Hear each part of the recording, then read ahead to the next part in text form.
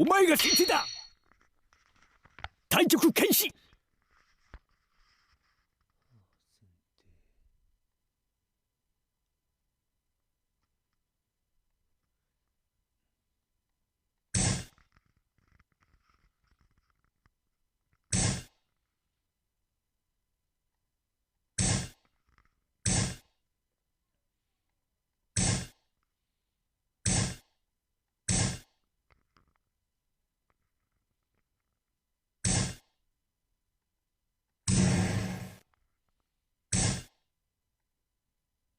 角代わり。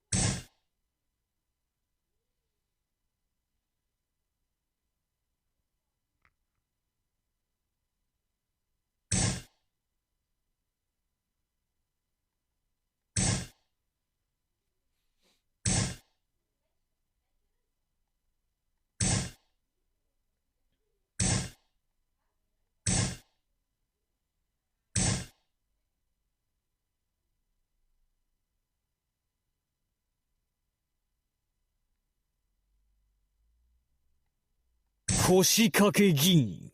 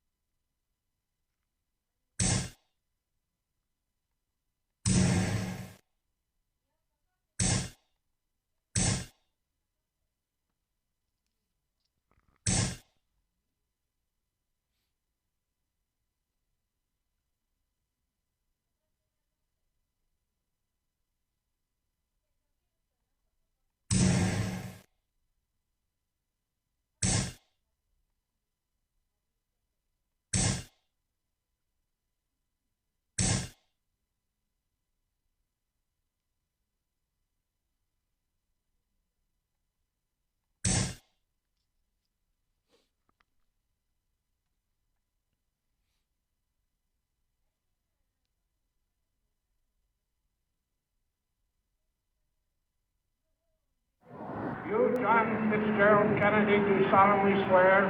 I, John Fitzgerald Kennedy, do solemnly swear. That you will faithfully execute the office of President of the United States. That I will faithfully execute the office of President of the United States. And will, to the best of your ability.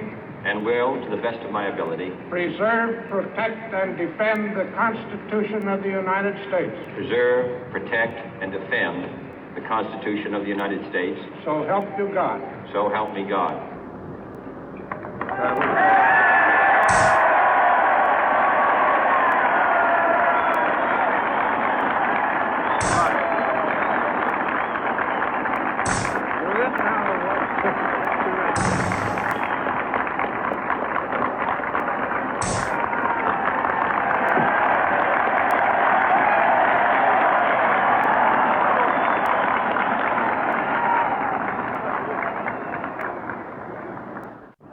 Vice President Johnson, Mr. Speaker, Mr. Chief Justice, President Eisenhower, Vice President Nixon, President Truman, Reverend clergy, fellow citizens.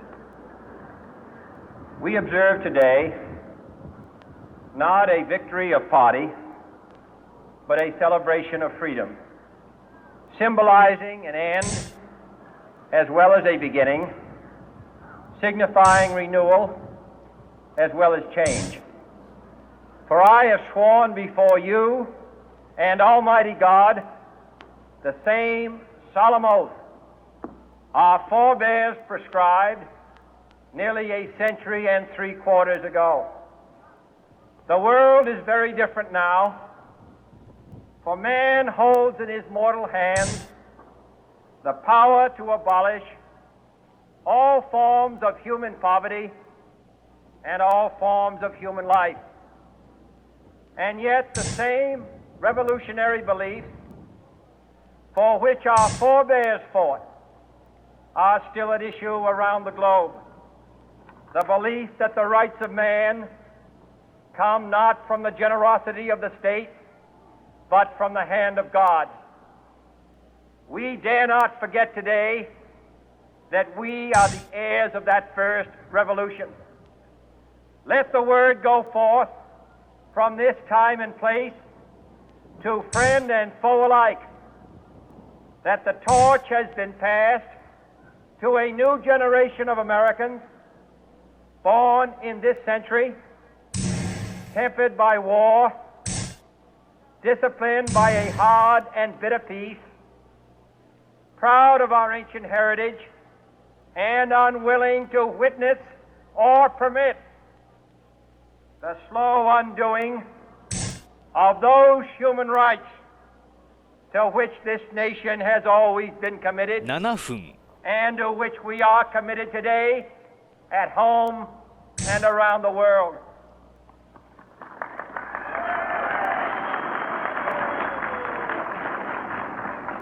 Let every nation know, whether it wishes us well or ill, that we shall pay any price, bear any burden, meet any hardship, support any friend, oppose any foe to assure the survival and the success of liberty.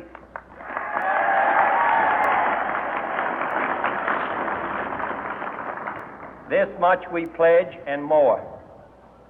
To those old allies whose cultural and spiritual origins we share, we pledge the loyalty of faithful friends. United, there is little we cannot do in a host of cooperative ventures. Divided, there is little we can do, for we dare not meet a powerful challenge at odds and split asunder. To those new states whom we welcome to the ranks of the free, we pledge our word that one form of colonial control shall not have passed away merely to be replaced by a far more iron tyranny. We shall not always expect to find them supporting our view, but we shall always hope to find them strongly supporting their own freedom, and to remember that in the past, those who foolishly sought power by riding the back of the tiger ended up inside.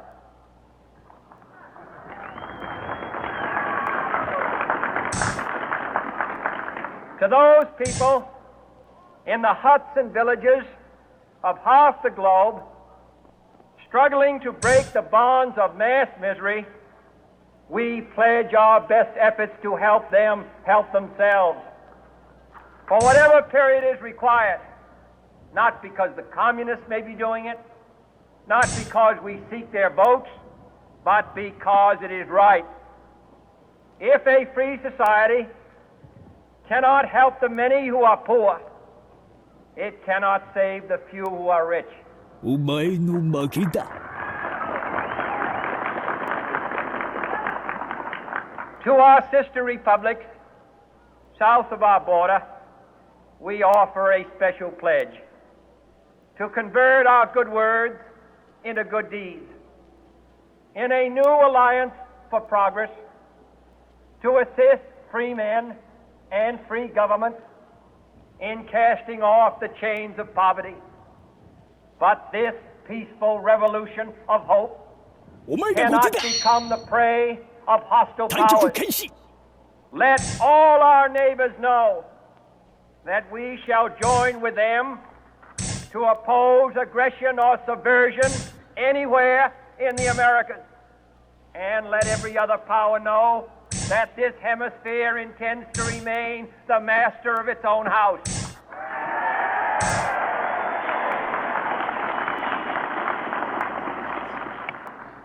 To that World Assembly of Sovereign States, the United Nations, our last best hope, in an age where the instruments of war have far outpaced the instruments of peace, we renew our pledge of support to prevent it from becoming merely a forum for invective, to strengthen its shield of the new and the weak, and to enlarge the area in which its writ may run.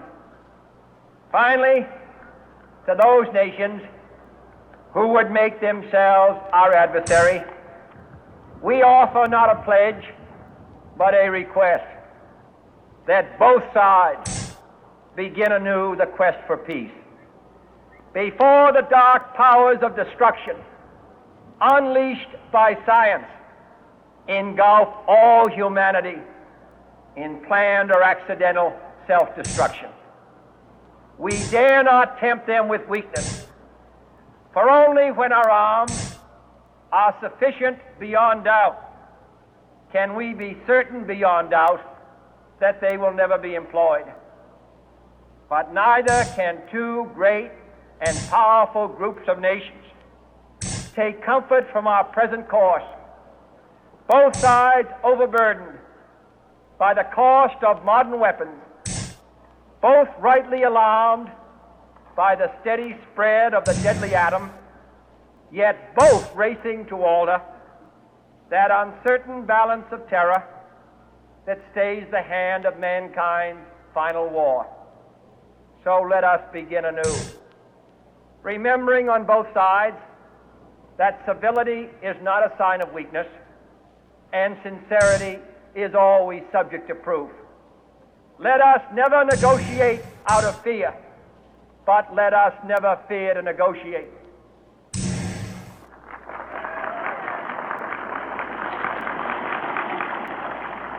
Let both sides explore what problems unite us, instead of belaboring those problems which divide us.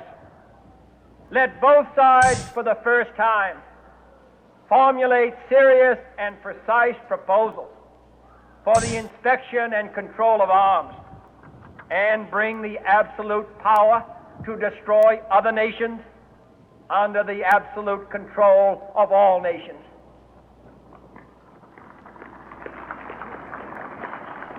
Let both sides seek to invoke the wonders of science instead of its terrors.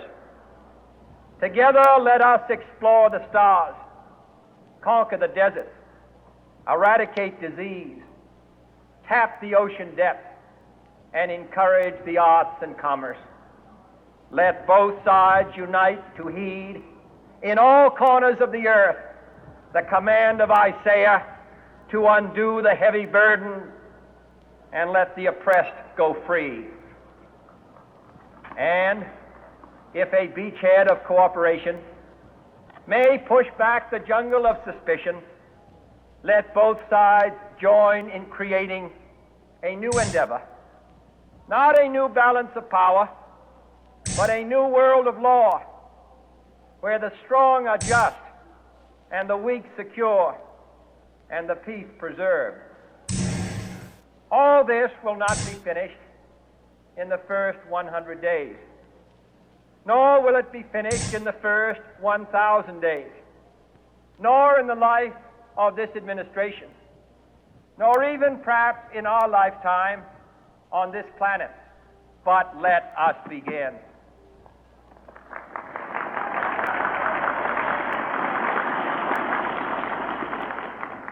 In your hands, my fellow citizens, more than mine, will rest the final success or failure of our course. Since this country was founded, each generation of Americans has been summoned to give testimony to its national loyalty.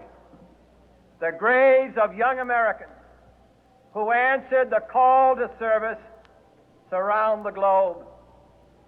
Now the trumpet summons us again, not as a call to bear arms, though arms we need, not as a call to battle, though in battle we are, but a call to bear the burden of a long twilight struggle, year in and year out, rejoicing in hope, patient in tribulation, a struggle against the common enemies of man, tyranny, poverty, disease, and war itself. Can we forge against these enemies a grand and global alliance, north and south, east and west, that can assure a more fruitful life for all mankind? Will you join in that historic effort?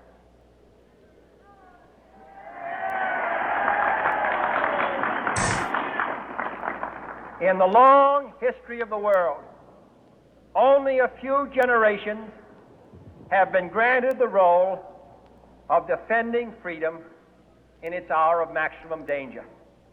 I do not shrink from this responsibility. I welcome it.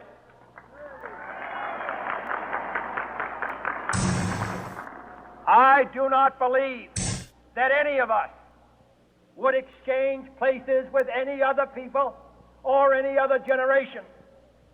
The energy, the faith, the devotion which we bring to this endeavor will light our country and all who serve it.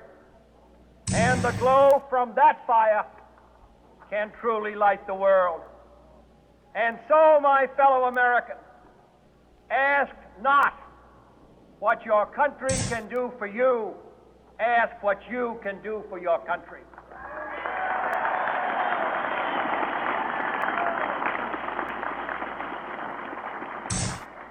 My fellow citizens of the world, ask not what America will do7for you,分 but what together we can do for the freedom of man.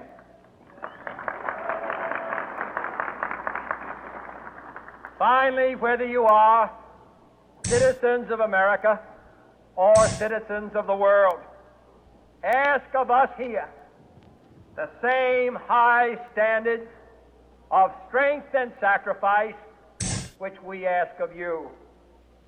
With a good conscience, our only sure reward, with history the final judge さ of す our がの腕前じゃのう。 let us go forth to lead the land we love, asking His blessing and His help, but knowing that here on earth, God's work must truly be our own.